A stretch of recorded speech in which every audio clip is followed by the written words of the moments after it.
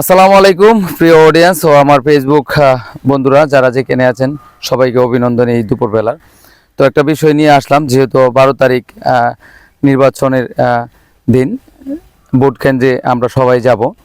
আমরা ভোটটা এমন একজন ব্যক্তিকে দেব যিনি আমাদের হয়ে কাজ করবেন, জনসাধারণের পাশে থাকবেন এবং অসহায় অসহায় দুঃখী মানুষের পাশে থেকে তাদের দুঃখ কষ্ট দূর করার চেষ্টা করবেন।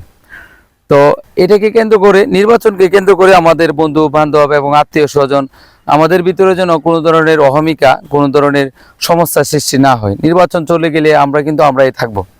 আমরা একজন ব্যক্তিকে ভোট দেব যিনি আমাদের দুঃখে সুখে পাশে থাকবেন, আমাদের দুঃখগুলো শুনবেন এবং যাতায়াতের যে বিষয়গুলো আছে এগুলো ক্লিয়ার করে দেবেন আমাদেরকে।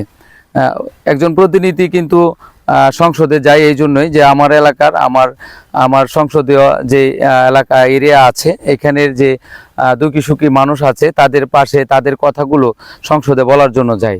তো আমরা এমন একজন ব্যক্তিকে দায়িত্ব দেব যিনি আমাদের পাশে দুঃখে সুখে কাজ করবেন, রোডঘাট মেরামত করবেন, যেখানে যাতায়াতের ব্যবস্থা দরকার সেটি ক্লিয়ার করবেন, মাদ্রাসা স্কুল এবং এগুলো যেভাবে ভালো চলবে, যেভাবে উন্নয়ন করা যায়, শিক্ষার বিষয়বস্তুগুলো কীভাবে ক্লিয়ার করা যায়, কীভাবে একটা জাতিকে শিক্ষা দিয়ে সামনে এগিয়ে নিয়ে যায়, উন্নত রাষ্ট্রের সাথে তাল মিলিয়ে দেশ গড়া যায়, সেই চিন্তা ভাবনা থেকেই উনি কাজ করবেন।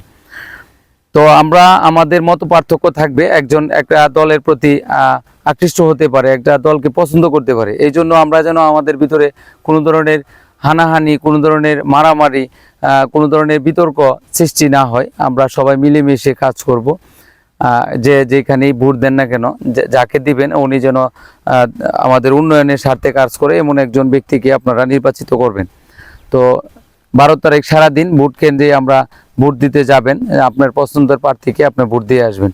সেই প্রত্যাশা এবং ভালোবাসা রেখে বিদায় নিচ্ছি। আমি মোহাম্মদ জুয়েল মিয়া। অন্যদিন অন্য কোনো বিষয়ে আবার আপনাদের সামনে কথা বলবো, সেই প্রত্যাশা রেখে আজকের মতো এখান থেকে বিদায় নিচ্ছি। আসসালামু আলাইকুম ওয়া রাহমাতুল্লাহি ওয়া বারাকাতুহু।